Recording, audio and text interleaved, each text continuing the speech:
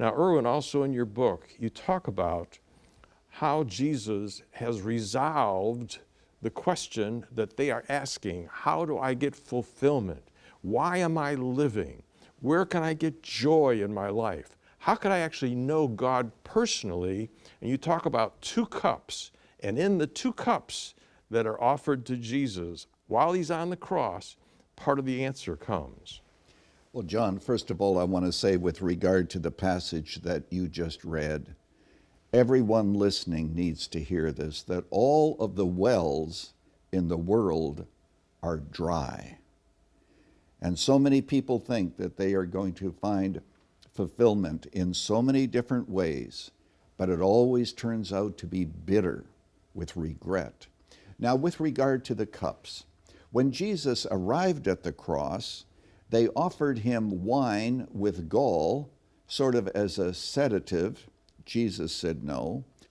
But the cup that you're referring to has to do with the Garden of Gethsemane. I've been to Gethsemane. I'm sure that you have been there also. Yes. In Israel.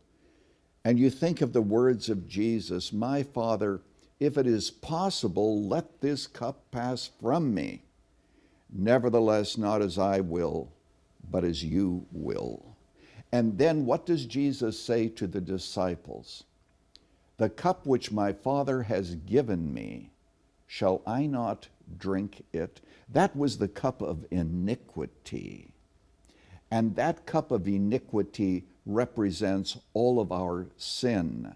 And this is very important, folks. I want you to listen very, very carefully to what Erwin is saying right now. This is probably the most important thing we're going to tell you in this program. Erwin?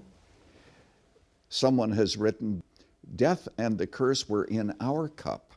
O Christ, 'twas full for thee, but thou hast drained the last dark drop. 'Tis empty now for me."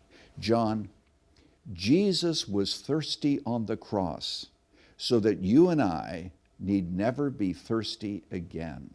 We're talking now about the spiritual aspect. We're talking about spiritual thirst and spiritual fulfillment. So he endured what we deserved so that we then receive what we don't deserve, namely the wonder of his acceptance and his love. And he suffered in our place that we might enjoy the water of life forever. What does that speak about? Endless nourishment, thanksgiving to God, fulfillment, experiencing the real purpose for which we were created. That is what this is all about. And only Jesus can offer it. Yeah. People out there have committed all kinds of sins, and they feel guilty about those sins. And that's what you're talking about.